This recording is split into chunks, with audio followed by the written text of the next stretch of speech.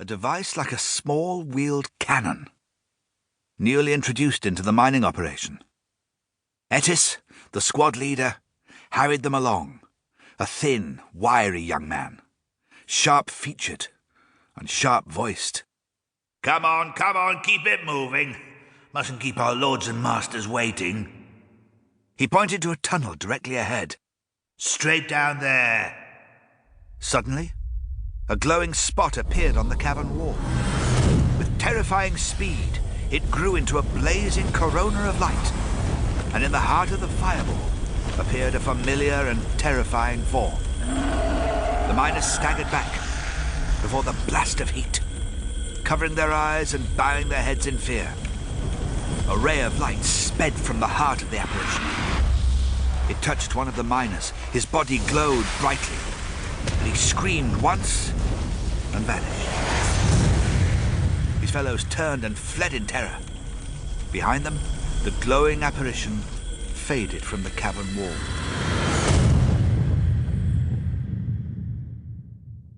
In a tunnel, not far away, two relative newcomers to Peladon were engaged in an earnest technical discussion.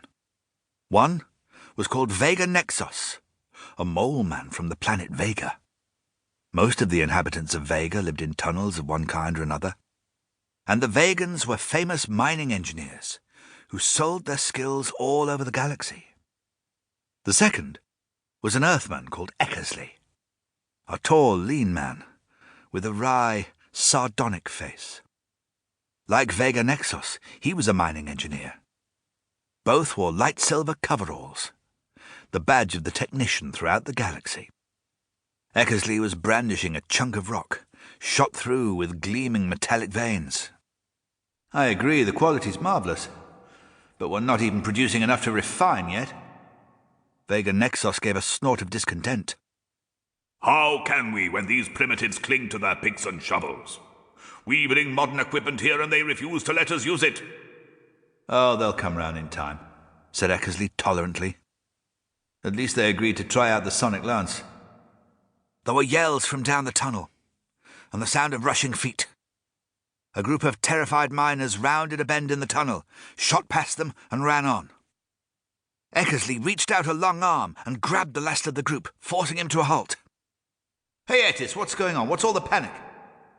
"It is Agador. We brought the sonic cannon as you ordered, and the spirit of Agador appeared and slew one of us for blasphemy." Ettis wrenched himself free. "Do you think anyone will use your alien equipment now, Earthman?" Before Eckersley could reply, Ettis had followed the others down the tunnel. In the throne room of the citadel of Peladon, the great castle on the peak of the sacred mountain, a meeting was held to discuss the crisis. A huge stone-walled chamber was richly draped with hanging tapestries.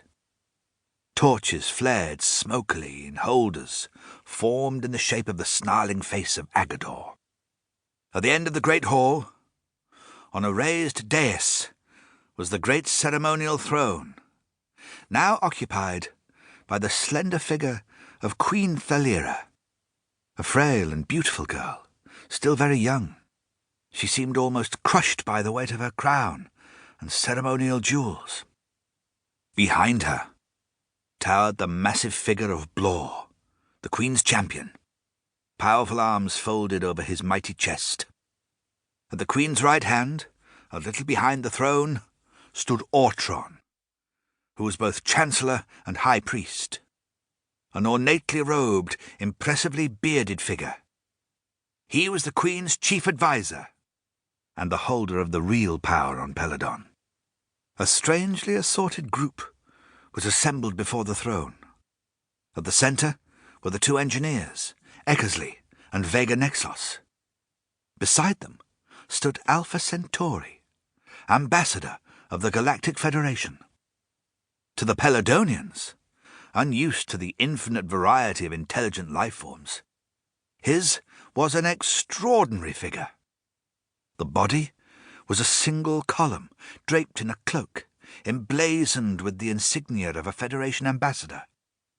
The head was octopoid,